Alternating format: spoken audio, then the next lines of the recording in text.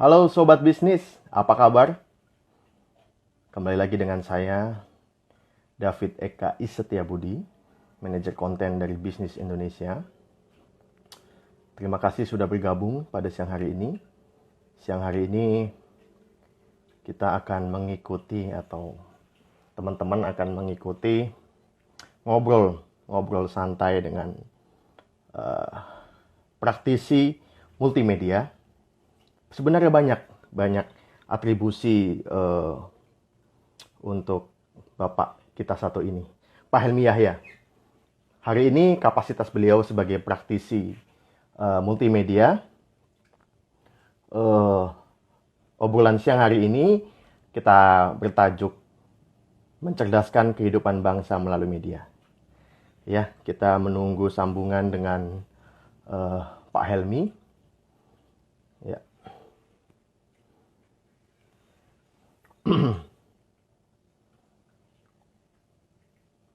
Iya, pada siang hari ini saya mewakili Bisnis Indonesia, bisnis.com mengucapkan selamat hari ulang tahun ke-75 untuk Indonesia. Indonesia maju, kita terus berdaulat, kita terus berbangga menjadi bagian dari Indonesia. Sebenarnya apa ini?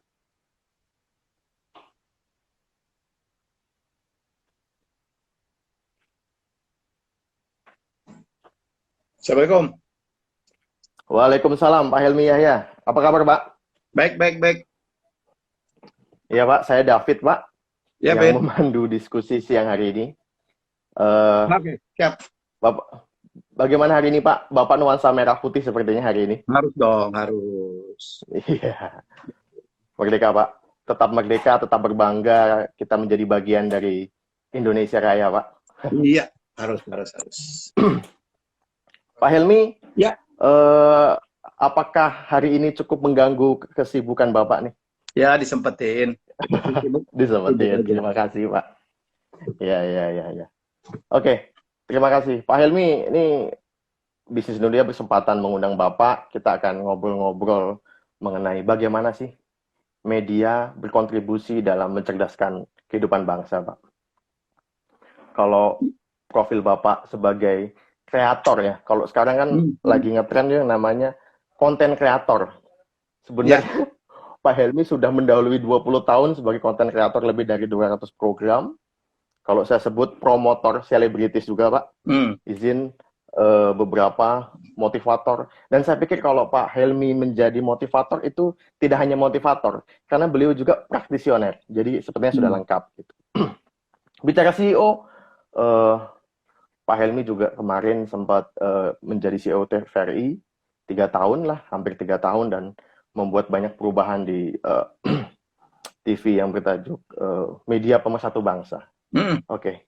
Pak Helmi, ini mungkin sobat-sobat bisnis ingin mendengar pengantar Bapak mengenai sebenarnya media punya kontribusi sebesar apa untuk mendukung atau mengajak publik mencerdaskan gitu. Jadi bagaimana peran media dalam era digitalisasi, disrupsi media saat ini dengan adanya sosial media, YouTube gitu.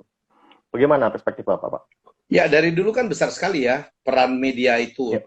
untuk apapun. Untuk kalau dulu kita di TVRI kan untuk apa mengedukasi, memberikan informasi dan juga untuk menginspirasi ya. Jadi dan peran itu memang peran yang dilakukan oleh media. Jadi Ya. bentuknya memang sekarang udah berubah ya. Sekarang udah eranya ke medsos. Ya banyak masyarakat sekarang beralih nggak nonton TV, nggak baca koran ya. Lebih banyak ke medsos. Mereka ber-YouTubean. Jadi menurut saya sih media boleh berubah tapi perannya tetap. Jadi oleh karena itu kalau di Helmi Bicara yang di channel saya kemarin dan hari ini saya memposting dialog kemerdekaan saya dengan apa Sujiwo Tejo gitu. Jadi bagaimana kita sebenarnya bisa memanfaatkan media ini untuk mempersatukan bangsa ya, untuk reproklaim bahwa kita adalah bagaimanapun adalah tetap NKRI. Jadi boleh berbeda pendapat. Ya, nggak mungkin orang pendapatnya sama terus. Tapi jangan menghasut, jangan mencaci maki, sampai kalah dengan santun. Tidak berarti kalau kita mendukung, kata Sujiwo Tejo, kalau tidak berarti kalau kita mendukung seseorang kita setuju dengan orang itu. Tapi kan kita mendukung mungkin statementnya, sikapnya. Ya, jadi itu yang harus kita tegakkan kembali. Ini kita selebrasi 75 tahun ulang tahun kemerdekaan kita, membuat kita lebih merdeka berpendapat, tapi yang bertanggung jawab. Ya, kita sedih betul gitu ngelihat sekarang perilaku netizen gitu ya, dan tidak menghargai perbedaan dengan kadang-kadang menggunakan bahasa-bahasa yang mohon maaf menyakiti ya, tidak proper gitu. Jadi mari kita bertanggung jawab ya dengan media yang sekarang kita kuasai gitu. Sekarang dengan kita punya medsos, kita menguasai media ya. Kita bisa berinteraksi, kita bisa masuk menjadi bagian. Namanya juga sosial media. Media milik orang banyak, milik sosial. Tapi kita harus bertanggung jawab. Jangan membuat gaduh, jangan membuat hiruk pikuk. Kalau saya udah komit menggunakan media saya untuk sesuatu yang bermanfaat untuk orang lain. Jadi itulah menurut saya makna kemerdekaan kita. Bagaimana kita mengajak dalam pandemik corona ini, COVID-19, ya saatnya kita mengingat kembali apa yang sudah kita proklamasikan 75 tahun yang lalu. Ya, kita ingat lagi nilai-nilai Pancasila. Saatnya kita tolong-menolong. Saatnya kita menolong orang lain. Ya, bukan justru membuat chaos gitu, membuat statement-statement yang tidak bertanggung jawab. Mari kita membantu orang lain. Ya minimal kalau nggak bisa membantu jangan bikin gaduh. Jadi itu prolog dari saya. Gitu David. Silakan. Iya. Pak, ini bicara media sekarang ini luas sekali. Kalau dulu mungkin 10 tahun lalu ada istilah jurnalisme warga begitu. Jadi partisipasi publik yang tidak punya media massa yang diakui dalam atribut Dewan Pers, dia bisa bersuara. Dan sekarang platform itu semakin besar, dari konten kreator menjadi influencer. Ya. Jadi opini influencer kadang menjadi fakta, kebenaran bagi netizen, bagi publik juga begitu. Nah, mungkin saya bedakan antara sekarang tanggung jawab atau tantangan media massa menghadapi sampah informasi atau tumpukan informasi yang begitu besar, Pak. Tanggung jawab mungkin saya sebagai bagian dari industri media cetak gitu. Mungkin kalau Bapak mengikuti bagaimana Pak sebenarnya tantangan media cetak, apakah benar kami ini bakal terdisrupsi sehingga harus melakukan transformasi atau seperti apa, Pak? Kalau media konvensional kalau media konvensional seperti cetak, televisi yang konvensional bukan lagi harus dipertanyakan, sudah terjadi disruption itu. Ya, dunia TV sekarang kan makin lama makin ditinggalkan.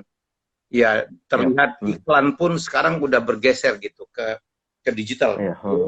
Pengiklan kan cuma mengikuti tren kemana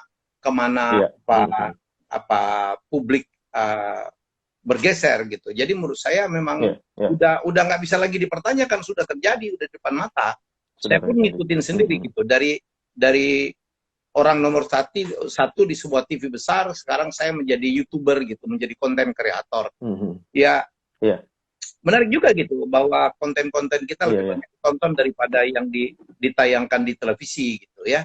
Apalagi banyak sekali sekarang YouTuber ya atau influencer seperti Deddy Corbuzier gitu, yang setiap kali dia posting yang nonton atau yang menyimak itu jutaan, 2 juta, 3 juta gitu. Jadi menurut saya ini udah bukti bahwa sudah terjadi pergeseran itu. Jadi bagaimana kita bersikap, bagaimana bersikap, dan dunia medsos itu dunia yang tidak ada pembatasan, siapapun bisa berpartisipasi. Tinggal bagaimana kita bertanggung jawab, bagaimana kita memaknai bahwa apa yang kita posting itu adalah sesuatu yang bisa dipertanggungjawabkan. Janganlah membuat kegaduhan gitu ya. Ya, tambahlah sesuatu ya dengan hal-hal yang positif gitu. Karena negeri ini harus kita bangun atau kita pertahankan dengan sebuah narasi yang sangat positif gitu.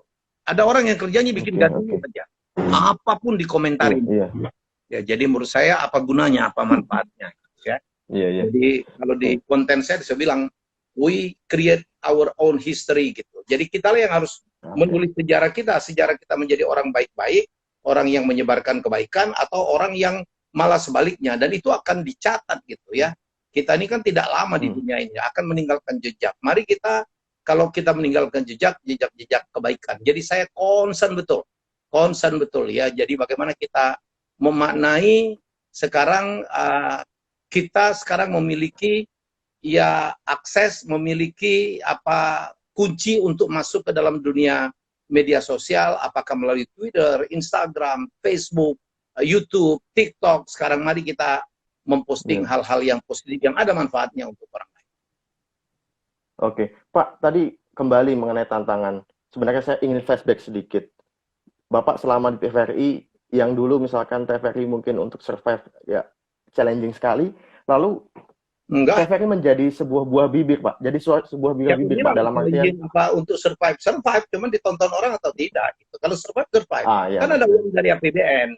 Bagaimana mengoptimalkan uang di APBN itu dengan cara yang baik, itu nanti akan tercermin bagaimana pengelola keuangannya. Di zaman saya kan bisa jadi WTP. Dan bagaimana menghasilkan program-program yang ditonton orang. Jadi tidak saja asal produksi. Kalau survive pasti survive. Kan ada uang dari APBN, tapi itulah jadi persoalan. Karena TVRI itu adalah lembaga publik yang menggunakan pajak dari rakyat gitu. Itulah kita harus punya pertanggungjawaban. Apa yang kita hasilkan di sana adalah sesuatu yang bermanfaat untuk publik. Kalau survive, cuma ditonton orang atau tidak. Alhamdulillah di zaman saya kan ditonton orang. Ya, dari nomor 15, juru kunci, di zaman saya kan bisa nomor 10 gitu. Dan acara-acara kita dikomentarin gitu. Jadi menurut saya, bagaimana kita bertanggung jawab ya terhadap dana anggaran yang dititipkan kita, bukan asal gitu, bukan asal jalan gitu. Untuk apa kita asal jalan? Jadi saya kemarin agak concern gitu, ada yang bilang bahwa sebuah TV publik tidak perlu mengejar rating, itu pendapat yang salah. Dari mana punya pendapat kayak gitu? Saya kalau nggak ada rating, artinya nggak ditonton orang. Kalau nggak ditonton orang, kau mau ngomong apa? Kau mau campaign apa? Kita mau sosialisasi apa? Tidak ada yang mendengarkan. Itu yang istilahnya menjerit di dalam ruang hampa, itulah yang kita bangun. Siapa bilang TV publik tidak mengejar rating? Di seluruh dunia, TV publik itu nomor 1. Kalau orang itu jangan-jangan orang itu nggak pernah ke Inggris gitu. Di Inggris itu kan BBC nomor 1. Di Jepang itu NHK nomor 1. Di Korea itu KBS nomor 1. Ya jangan-jangan itu memang apa ya, ketidakmengertian tapi ngomong gitu di ruang publik. Jadi menurut saya apapun, apalagi ini TV publik dibiayai oleh uang rakyat, kita harus membuat sesuatu sehingga apa yang kita buat itu ada manfaat. Apa manfaatnya? Sosialisasi, ya, inseminasi, kita menyampaikan hal-hal ke publikan gitu ya. Nah itu kan harus ditonton orang, supaya ditonton orang, nah itulah kreativitasnya. Bagaimana membuat acara yang menarik, ya di mana di dalamnya ada nilai-nilai informasi, nilai-nilai kebaikan, nilai-nilai informasi, nilai-nilai inspirasi, tetapi ditonton orang. Jadi baik aja tidak cukup kalau tidak ditonton. Ya. Baik aja tidak cukup. Pak, ini apa yang contoh yang dari TVRI yang selama Bapak bisa diterapkan juga di media konvensional lain? Apakah mungkin juga dari terobosan yang sebenarnya kita bisa, terobosan yang bisa dilakukan media konvensional lain, Pak, tidak hanya mungkin di media konvensional TV, tapi juga untuk koran dan yang lainnya supaya lebih menggigit? Apakah kami semua harus melakukan monster program atau tadi menerjemahkan baik saja tidak cukup dalam kondisi hari ini, Pak? Iya. Dulu dana kita dulu kecil kan, ya. Bagaimana kita memanfaatkan dana itu supaya ditonton orang banyak. Cukup banyak yang kita buat dulu. Kita dulu bikin jelajah kopi ya, yang membuat TVRI tiba-tiba menjadi kekuatan besar, kekuatan terbaik untuk membuat film-film atau program-program dokumenter. Kita bicara tentang keindahan negeri, tentang potensi negeri. Bahwa kita adalah salah satu penghasil kopi utama dunia gitu. Kita perbaikin berita-berita kita kembalikan dunia dalam berita. Kita buat kuis edukatif, siapa berani di situ ya. Kita bikin acara-acara sosialisasi Pancasila yang judulnya Gue Pancasila. Karena Pancasila itu harus dimilenialkan gitu. Cukup banyak desain-desainnya yang kita lakukan. Cukup banyak. Kita tapi berarti membuktikan bahwa program yang dihasilkan oleh zaman Bapak itu membuktikan bahwa tidak semua bad news is good news ya Pak. Ini kan berita inspirasi ternyata laku juga di pasar ya Pak ya. Kan kalau kita kan selama ini mengenal ada bad news is good news gitu ya Pak. Iya, kan TVRI kan TV publik, kita juga nggak boleh kita nggak boleh bergosip, kita tidak perlu terlalu happy memberitakan berita-berita kriminal gitu yang tidak ada inspirasinya, mengajarin orang untuk hal baik. Kita ya cukup banyak lah, itu yang dilakukan oleh BBC, itu yang dilakukan oleh NHK, bisa kok membuat acara-acara yang inspiratif, yang penuh dengan edukasi, tapi dengan angle entertainment bisa. Ya, jadi kalau NHK dulu kan didukung budget 100 kali lipat TVRI, ya, tetapi tidak berarti TVRI tidak bisa berbuat, bisa dulu. Zaman saya ya, kan fakta, saya tidak ngeklaim. Semuanya itu kuantitatif. Sebelum saya masuk nomor 15, waktu saya berada di sana kan sempat nomor 10, sempat nomor 8, dan berikutnya kita mendapatkan kepercayaan luar biasa lah. Ya, dengan kita dapat kepercayaan memutar Liga Inggris, badminton, kemudian Formula E. Ya, Formula E saya dapat gratis. Dan saya dapat banyak sekali dulu program gratis dari TV publik di seluruh dunia, berkat lobby, berkat pendekatan, berkat kita tampil di forum internasional. Jadi we do a lot of things, programming, terus memperbaikin layar. Dulu kan TVRI itu kan tidak terlalu terang, kinclong di Jabodetabek. Kita memutuskan untuk prioritas pertama memperbaikin tower kita yang ada di Joglo gitu kan, luar biasa. Jadi dari 30 kW kita naikkan menjadi 80 sampai 100 kW dan hasilnya terang sekali. Kita melakukan rebranding sehingga logonya dulu yang dianggap jadul dianggap sangat modern dan memberikan kebanggaan luar biasa dan merubah bagaimana TVRI bekerja gitu. Jadi menurut saya ya udahlah, saya sebenarnya nggak mau ngebahas itu, tapi karena David bertanya, saya terangkan bahwa kita sudah meninggalkan sebuah legacy, semoga ini bisa dipertahankan. Saya hanya ingin memberitahu bahwa ini udah shifting nih. Jadi kalau kita bicara TV publik, ini TV yang dibiayai oleh rakyat. Jadi harus dimanfaatkan sebesar-besarnya untuk kepentingan rakyat. Itu aja.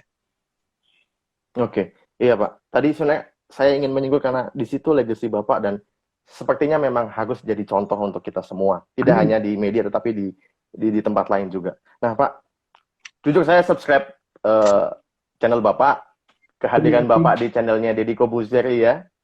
Wah ini kayaknya muncul lagi nih. Di situ awal mula lalu wawancara dengan Pak Mardi Guwowi, pecah di situ Pak. Lalu saya ngikutin. Kalau saya perhatikan tamu-tamu Bapak beda Pak. Contohnya saja Joe Taslim. Joe Taslim itu sebelumnya saya tidak pernah lihat di wawancara di YouTube ya, dan dengan sedalam Bapak gitu. Lalu kemarin beberapa politikus yang terakhir dengan Soleh Solihun juga saya kaget kalau Bapak juga ternyata lelang lukisan juga. Dan ngomongin lukisan 1 jam ya Pak ya, dengan kamar mandi keringnya. Nah Pak, ini terkait dengan konten. Tadi Bapak sudah menyinggung bahwa kreator tuh punya tanggung jawab, punya kepekaan membuat produk. Nah, dalam sekarang ini kan mereka bahasa sebagai kreator bilang, loh, pasarnya menerima kok. Dari sisi pasarnya, loh, saya disuguhi tontonan seperti ini kok. Nah, sebenarnya tanggung jawab mana yang kalau boleh meminjam, yang harus cerdas tuh yang mana dulu, Pak?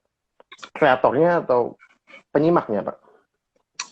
Ya, itu saya tuh ngeri betul bahwa dunia per-YouTuban itu nanti terjebak seperti dunia televisi yang terjebak dengan adanya Nielsen gitu. Nielsen itu kita menganggap jadi Tuhan di dalam dunia televisi. Itu Nielsen rating and share itu membuat budaya Indonesia berubah loh. Kenapa? Karena hanya gara-gara rating ya itu bukan kadang-kadang membuat program yang bagus, edukatif, tapi ratingnya tidak tinggi harus out.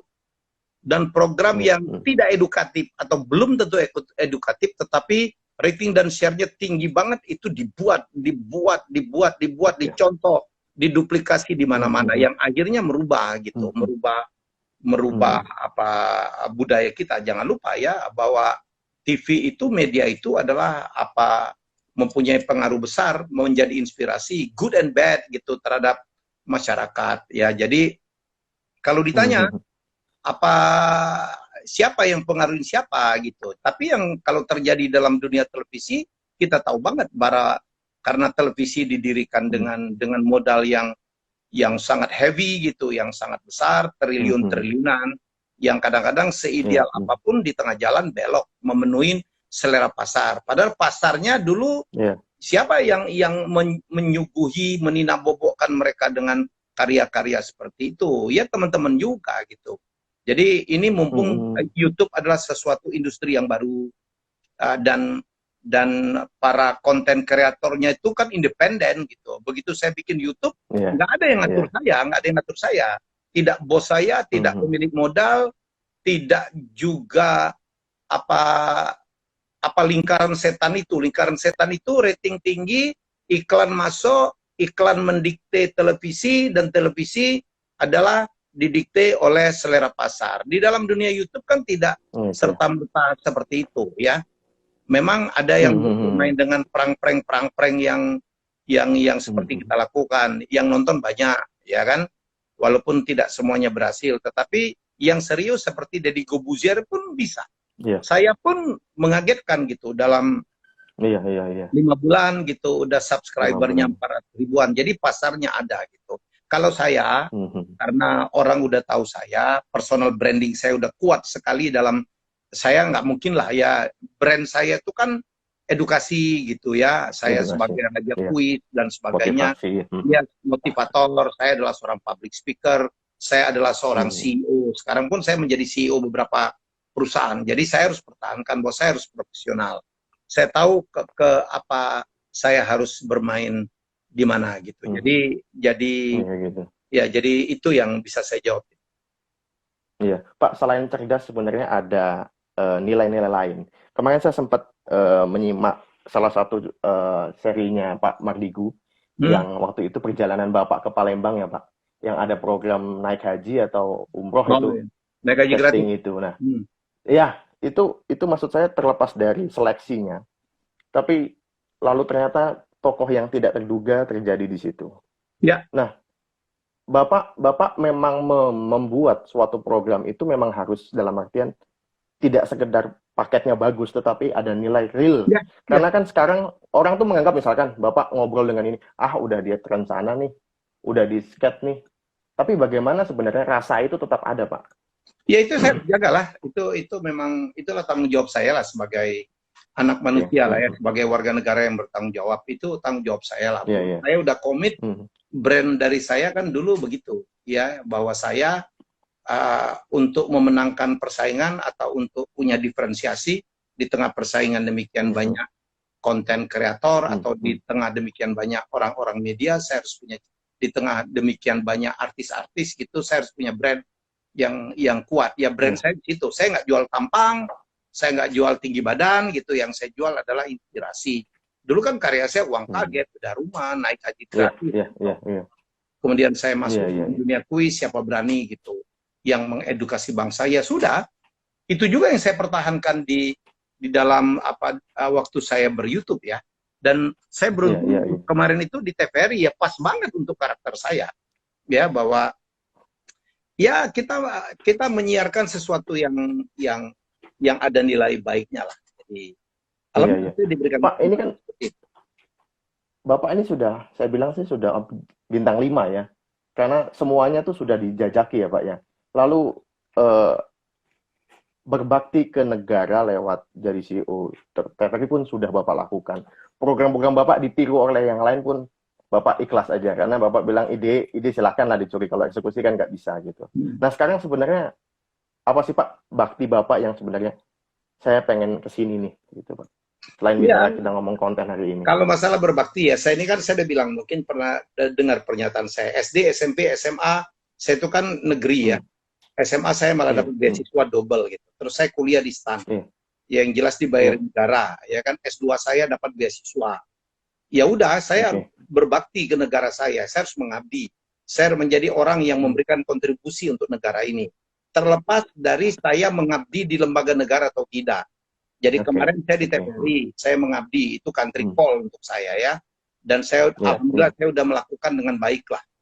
Ya, dan kalau begitu saya tidak lagi diminta untuk di sana, ya saya sekarang menjadi warga negara biasa. Saya kembali menjadi seorang seorang profesional. Saya menjadi eksekutif, saya membuat usaha, tapi benang merahnya tetap saya akan hanya melakukan tindakan-tindakan yang bermanfaat untuk orang lain, ya, demi kejayaan negeri. Pak, sekarang kita masuk ke sesi sages lah dari Bapak. Kami kan kalau bisnis Indonesia sendiri sedang berupaya kita transformasi bisnis, Pak, dari cetak ke digital. Ya. Banyak juga media cetak melakukan hal yang sama. Harus. Tidak hanya media cetak, media elektronik pun terdisrupsi kan dengan adanya YouTube, podcast, segala macam. So, menurut Bapak, untuk memulihkan langkah konvergensi kami, transformasi kami ini, bagaimana dengan saingan kreator konten yang seperti Bapak tahu banyak sekali ini, Pak? Ya, pertama memang harus melakukan itu ya, karena shifting itu, pergeseran itu sudah terjadi. Ya, jangan malu untuk belajar dari orang lain. Gitu. Dan jangan lupa, saingannya sekarang berat banget. Kalau dulu kan bisnis Indonesia barangkali bersaingnya dengan medianya kan nggak banyak. Sekarang bersaingnya dengan individual gitu. Kalau bermain di digital. Jadi ya tapi janganlah. Saya sekarang baru saja mendirikan, saya CEO dari satu perusahaan. Ya belum kita launching, tapi saya bocorin aja namanya Rute 66 Indonesia. Nanti brandnya itu menjadi RCT6 Media. Saya akan menjadi MCN. MCN itu Manajemen Content Network. Target kami dalam 2 tahun akan memiliki 60 konten YouTube ya, nanti ditambah TikTok, ditambah Instagram dan semuanya. Ya saya akan manage gitu. Nanti kita akan manage secara konten, kita akan manage secara marketing, kita akan manage secara kreatif gitu. Jadi ini satu mainan baru gitu. Jadi saya dengan teman-teman dengan ada di situ foundernya ada Mardigu, ada Isap Chandra, ada Bong Chandra ya, ada Henry Amanita. Kemarin kita berdelapan, alhamdulillah udah dapat investor. Saya sedang serius di situ gitu. Jadi saya mendapatkan amanat jadi CEO di situ. Ya akan memanage beberapa pemilik konten untuk kita manage dalam sebuah grup yang besar itu. Kemarin juga saya penasaran waktu lihat postingannya Pak Mardigu nih, habis rapat di salah satu rumah makan nih, meeting apa akan jadi apa, karena saya penasaran orang-orang besar ini membuat apa gitu. Ya itu yang kita iya Pak ya. Yang kita buat. Pak, itu sebenarnya banyak orang seperti Bapak waktu bicara dengan Pak James Gui, waktu itu kan dia juga sebenarnya tertarik membranding ke digital, dan sekarang sebenarnya banyak tokoh-tokoh yang di atas 40 atau 45 tahun pengen tetap nge-branding, Pak. Nah, ini tantangannya seperti apa, Kak? Haruskah dengan MCN atau sebenarnya dengan tim kecil untuk kita mengembangkan konten-konten itu, Pak? Jadi YouTube itu bisa dilakukan sendiri gitu. Soleh Solihun kan nggak punya tim, dia sendiri, nggak punya kameramen, dia merangkap kamera, nggak perlu tripod gitu. Jadi itulah YouTube itu gitu ya. Ada yang perlu pakai MCN ya, ada yang tidak, ada yang dikelola sendiri. Jadi itu yang membuat persaingan dalam dunia per-YouTuban itu menjadi makin clutter gitu, akan makin menarik gitu. Jadi kuncinya adalah siapa yang memenangkannya adalah siapa yang memiliki diferensiasi yang kuat, yang memiliki konsistensi persistensi yang kuat, yang memiliki kredibilitas yang kuat gitu, yang memiliki kolaborasi yang kuat. Jadi menurut saya itu intinya. Makanya menarik. Ya bagi saya adalah sebuah tantangan kita ya yang sangat besar gitu. Ya begitu kita dengan teman-teman yang kemarin diposting di mana-mana itu membuat MCN gitu ya. Pak, ini kalau bicara penonton saya tidak tahu kata restrik, tapi yang jelas kalau dengan penonton channel Bapak ini memang sebenarnya yang umur 20-30 apakah cukup besar, Pak? Apanya? Penonton channelnya Bapak. Ternyata banyak ya, Pak? Itu banyak ditonton oleh para milenial gitu. Jadi saya pikir yang nonton itu yang seumur dengan saya tidak. Ternyata banyak para milenial gitu, tapi milenialnya milenial serius gitu. Bukan alay. Iya. Jadi ternyata banyak milenial yang kepengen tahu tentang nilai-nilai kebangsaan, tentang apa value-value yang ada di masa lalu, tentang value-value leadership. Saya itu yang kuat juga adalah pada saat saya monolog gitu. Saya ngomong tentang burung yang sama, hinggap di dahan yang sama. Wah, itu di forward kemana-mana tuh. Jadi menurut saya, ya saya agak aneh juga. Ternyata setelah kita lihat subscriber saya cukup tebal juga itu adalah para milenial. Jadi milenial kita itu juga punya nilai kebangsaan yang tinggi, yang tidak mereka dapatkan di bangku kuliah. Oke. Sebenarnya kan kalau informasi yang Bapak bagikan di channel Bapak, atau mungkin kreator lain sekarang ini, kalau kita mundur 10 tahun yang belakang, itu harus bayar 500.000, 1 juta ya Pak, kalau nggak salah, dengan forum seminar-seminar. Dan sekarang dengan jempol saja sudah dapat informasi bagus. Nah, potensi ini sebenarnya harus dimanfaatkan seperti apa untuk teman-teman generasi muda ini, Pak? Iya, belajarlah sebanyak mungkin. Semuanya gratis. Sekarang Corona COVID-19 ini kan membuat kita work from home, learn from home, banyak waktu di rumah, banyak pakar yang punya banyak waktu. Kalau waktu normal mungkin juga saya nggak mungkin tampil di sini gitu, gratis gitu ya.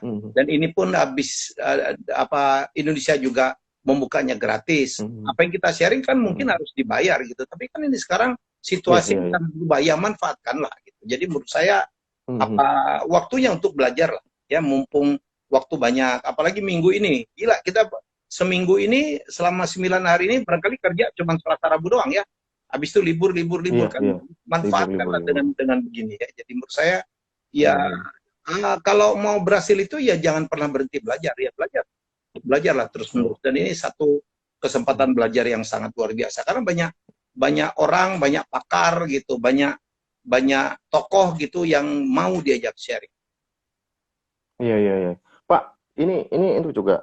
Umur saya masih 30, Pak. Dan seperti Bapak sampaikan, milenial penonton Bapak banyak. Nah, mungkin Bapak kembali ke usia-usia 25 hingga 35 tahun, Pak. Saat itu, apa yang Bapak lakukan sehingga hari ini jadilah seperti Helmia yang hari ini, Pak? Supaya ternyata kami jauh gitu. Apa yang Anda lihat pada saya saat ini adalah hasil dari keputusan saya di masa lalu. Pasti. Oke. Ya, ini adalah suatu kristalisasi gitu.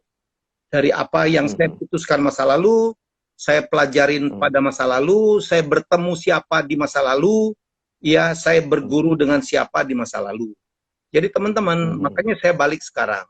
You can decide your future, ya. Anda bisa memutuskan masa depan Anda dari apa yang Anda putuskan sekarang.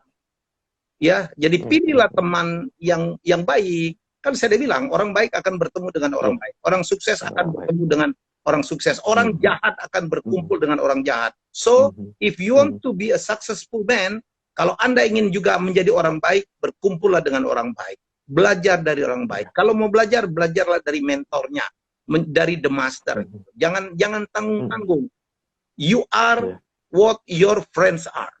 Anda adalah representasi dari teman-teman yang Anda pilih. Makanya pilihlah teman Anda sekarang. Pilihlah orang-orang yang mau sukses. Bergabunglah dalam komunitas yang seperti ini. Ada sharing gitu ya. Bukan hanya dengan saya. Kesempatan untuk belajar. Karena itu yang akan menentukan masa depan Anda. Mungkin itu yang juga saya bersyukur karena saya dulu mendapatkan kesempatan gitu ya, disekolahkan oleh negara ya. Saya masuk sekolah yang baik di STAN, saya dapat kesempatan untuk kuliah di Amerika, beasiswa. Saya memilih kota yang bagus, Miami. Di sana saya belajar bukan saja accounting, karena accounting saya udah cukuplah waktu saya kuliah di STAN. Tapi saya di sana belajar bagaimana proses belajar mengajar, bagaimana way of life orang Amerika. Saya belajar juga tentang NBA. Saya belajar yang membuat saya begitu pulang jadi komentator NBA. Saya belajar tentang televisi yang membuat begitu pulang saya banyak membantu Anies Mati dan membuat saya akhirnya menjadi seorang kreator televisi.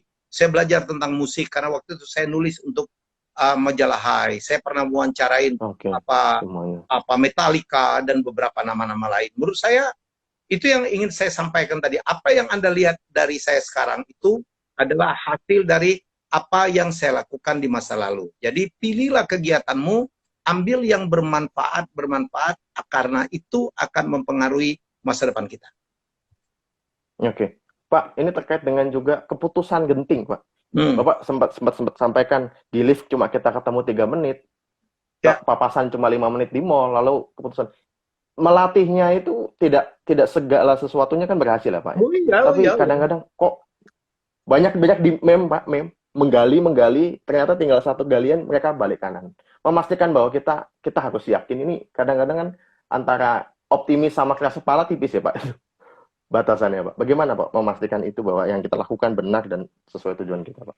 Apa yang kita yakinin benar ya sudah yakinin lakukan gitu, tapi jangan couple gitu. Kan saya dalam Helmi bicara di konten saya sudah bilang bahwa ngomong sih sesuatu ya faktor sukses, tetapi mendengar juga adalah satu faktor sukses juga yang juga harus dilakukan gitu.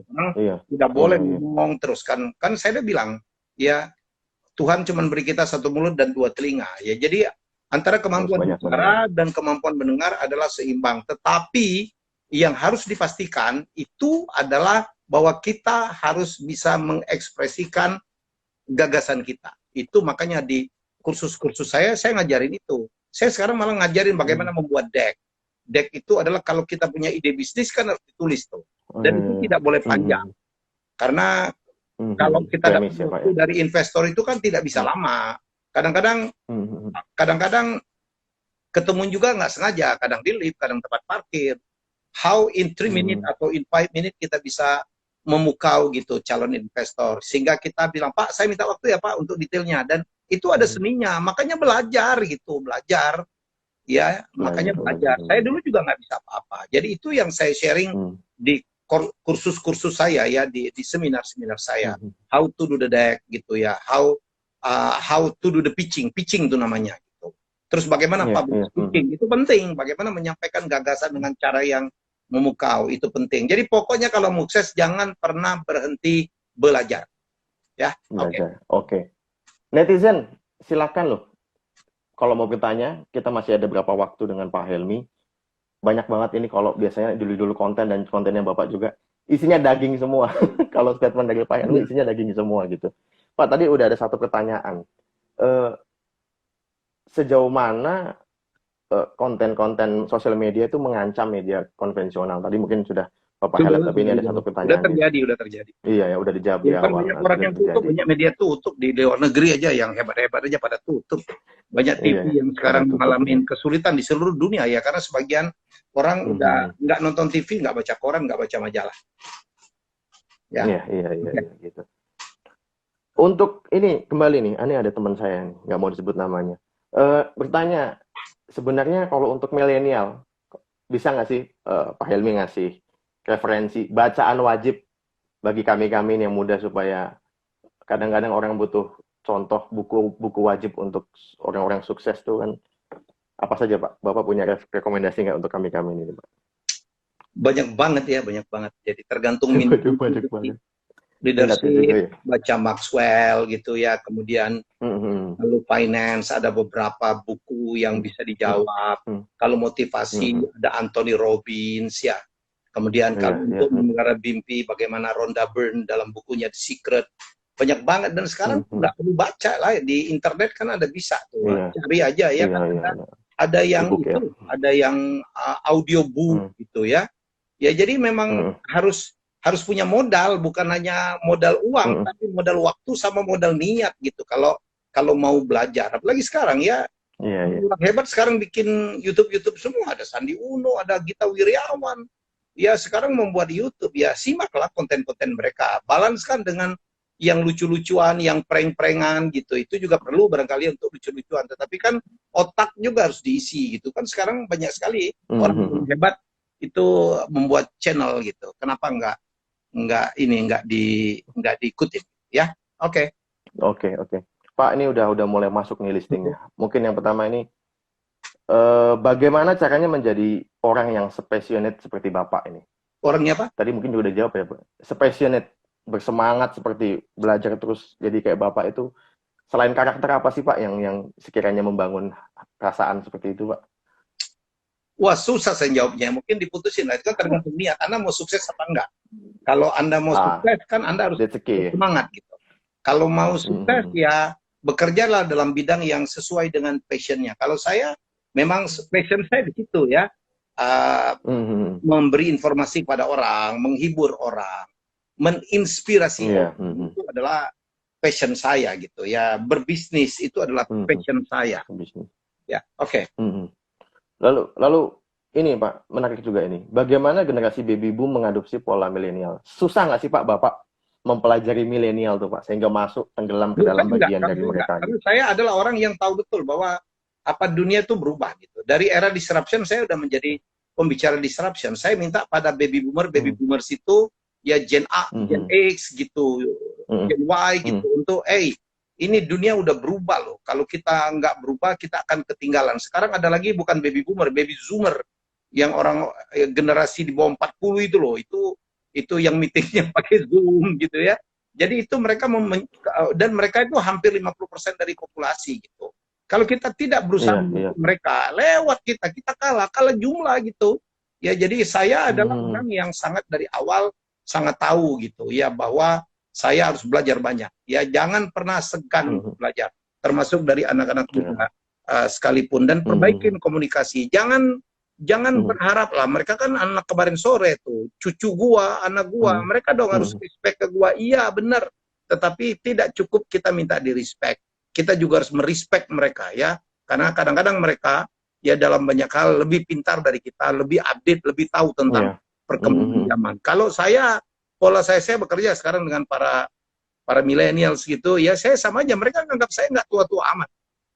Ya, walaupun rambut saya udah putih, cucu saya udah 3, tapi kan pikiran saya, kemudian sikap hidup saya, it's very millennials, dan saya belajar banyak. Kalau saya nggak ngerti, saya tanya ke mereka. Kalau saya tidak paham, saya tanya ke mereka. Kalau saya tidak bisa melakukan, saya minta mereka untuk membantu mereka. Ya, kalau Anda merasa gaptek dan nggak bisa mengejar, ya jangan dikerjain sendiri dong. Media saya juga yang ngerjain anak-anak muda lah. Saya malah mengalami gitu, beberapa orang-orang tua yang membantu saya sekarang sulit banget diajak berubah. Soalnya kita mau berubah, kita harus mau berubah. Kalau enggak, kita tidak bisa memenangkan persaingan. Oke, Pak, tadi Bapak dengan rencana bikin perusahaan itu MCN akan buat konten di TikTok juga, tadi seperti Bapak sampaikan. Nah, saya membayangkan produknya Bapak masuk ke, mungkin sekarang saya melihat TikTok hanya sebatas nari-nari gitu ya Pak. Dalam 30 detik, 15 detik, 1 menit, sebenarnya celah untuk kita masuk ke TikTok dengan segmen Bapak ini seperti apa Pak, kalau boleh? Ini sedang kita kaji lah ya, sedang kita kaji, dan kita akan punya tim khusus tentang itu gitu. Saya tidak ahli dalam bidang TikTok, dan saya juga tidak punya akun TikTok.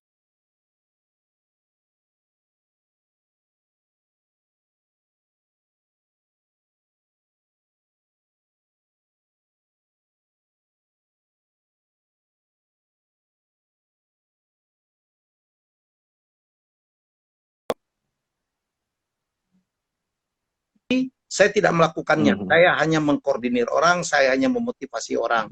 Oke, saya punya permainan ini nih, tapi saya tidak punya pemainnya, ayo bantu saya. Itulah sejatinya, itu yang disebut dengan kolaborasi.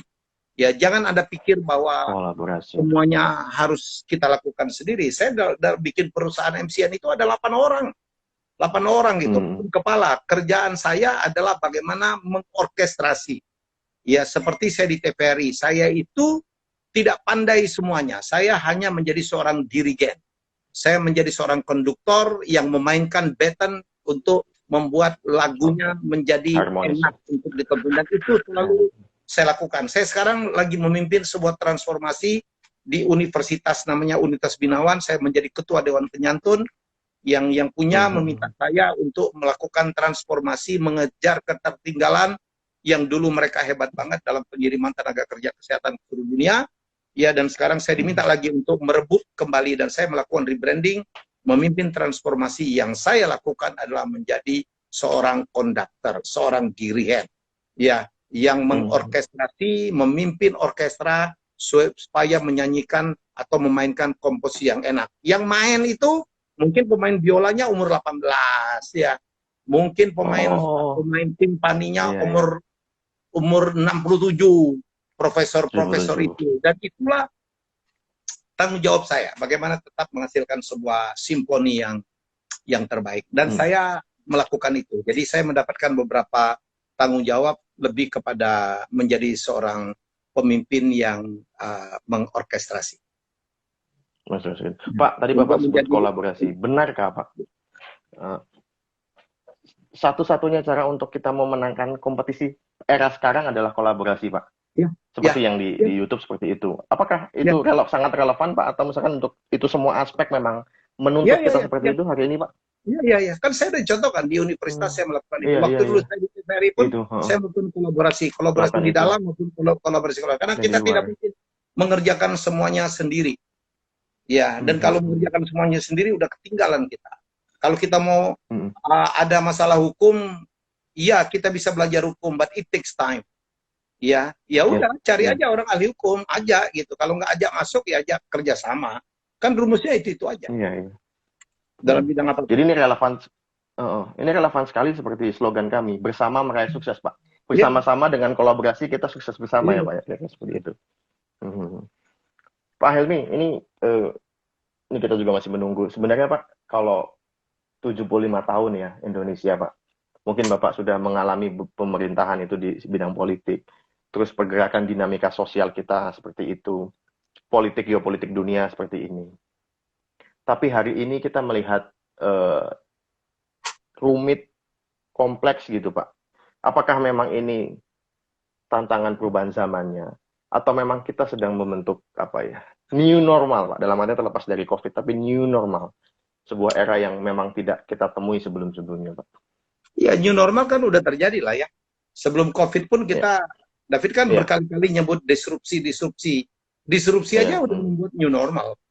Kalanya para petahana, tiba-tiba ada perusahaan taksi yang dulu top banget, ya menjadi limbung gitu, hanya diserbu oleh sekumpulan armada taksi yang tidak kelihatan, tidak ada tulisannya. Itu kan yang disebut dengan disrupsi.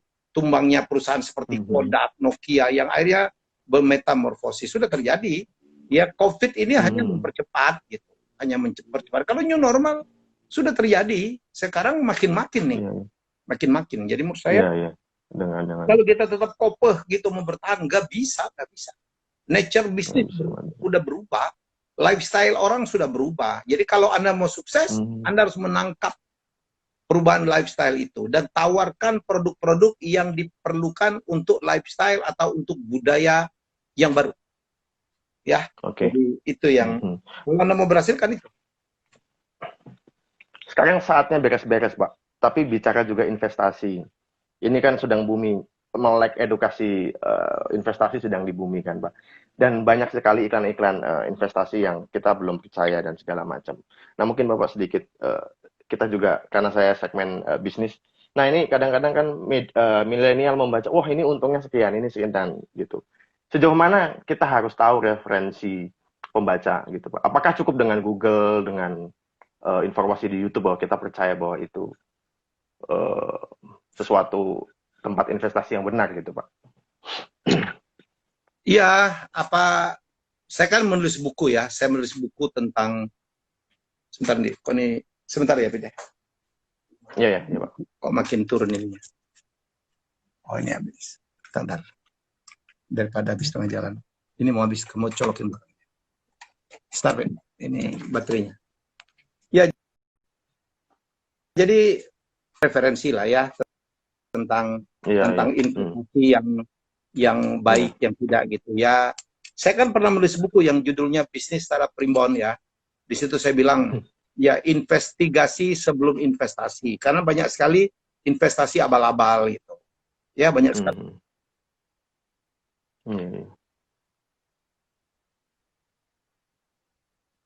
Kan korban ya.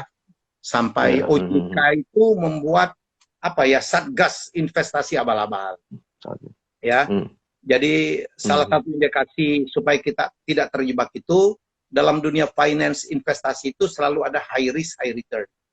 Jadi kalau ada sebuah investasi yang untungnya gede banget, itu pasti risikonya tinggi sekali.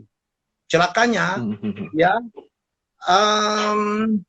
kadang-kadang orang yang menawarkan investasi hanya menggambarkan return-nya, tidak menggambarkan risiko. Oleh karena itu, tiap kali Anda mendapatkan tawaran investasi yang labanya, untungnya tidak normal, Anda harus hati-hati. Itu makan korban banyak sekali. Ada Koperasi Langit Biru, ada apa, ada Cipendawa, segala macam ya. Ada yang Cipaganti ya Bang Sray, atau apalah gitu. Banyak sekali yang begitu-begitu tuh.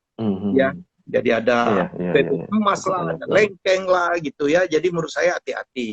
Ya nggak mungkin lah ada investasi yang menawarkan laba 10% sebulan, nggak ada itu. 5% sebulan aja, 3% sebulan aja susah gitu. Kok ada orang nyimpen duit dalam waktu 1 bulan bisa double gitu. Kan negeri ini kan udah berkali-kali ada penipuan orang yang bisa menggandakan uang lah gitu. Jadi sekali lagi tiap kali ada ditawarkan investasi yang untungnya tinggi banget, Anda harus curiga. Nomor 2, jangan pernah masuk ke investasi yang kita tidak paham. Ya. Kita paham aja bisa ditipu, apalagi tidak paham. Ya. Nomor 3, kalau ada investasi tawarkan ada ceknya gampang banget. Cek orang yang menawarkan ini siapa, cek bisnisnya udah jalan atau tidak, cek legalnya udah ada atau tidak. Jadi menurut saya itu adalah beberapa panduan tips dari saya supaya kita tidak masuk ke dalam investasi-investasi yang ternyata abal-abal atau tidak. Tidak ini. Wah, ini lengkap banget ini. Milenial wajib nonton. Habis nonton ini subscribe channelnya Pak Helmy. Siap. Dan ikuti. Kita terbatas waktu, Pak. Sebenarnya saya pengen ikutin gaya Bapak tuh, rapid question, tapi kita nggak punya waktu. Tapi closing remark dari Pak Helmy untuk membekali kita di semangat 75 ini, Pak. Tantangan semakin besar, semakin tidak mudah, pasti tambah sulit. Bekal belajar harus terus dilakukan. Ya, terima kasih atas waktunya sehingga saya bisa sharing. Ya, terima kasih. Semoga ini bermanfaat. Saran saya jangan pernah berhenti belajar dan jangan pernah berhenti untuk alert gitu terhadap perubahan zaman. Sekarang zaman kita berubah luar biasa. Jangan pernah ketinggalan. Sekarang sumber informasi banyak, sumber penerangan banyak gitu. Jadi silakan belajar ya. Dan tidak ada yang tidak mungkin dalam dunia ini. Jadi terima kasih. Bisnis.com sudah menginisiasi acara ini. Mohon maaf kalau ada saya salah-salah ngomong. Ya, sekali lagi terima kasih. Gitu aja, Pit. Oke, siap. Terima kasih Pak Helmy. Dari saya pribadi, saya respect dengan semua karya Bapak. Di channel Bapak memberi pertanyaan yang berbeda dari yang saya lihat dari channel-channel lain. Terima kasih Pak Helmy, sukses terus untuk Bapak. Saya tunggu postingan-postingan Bapak lain. Semangat 75 Pak Helmy.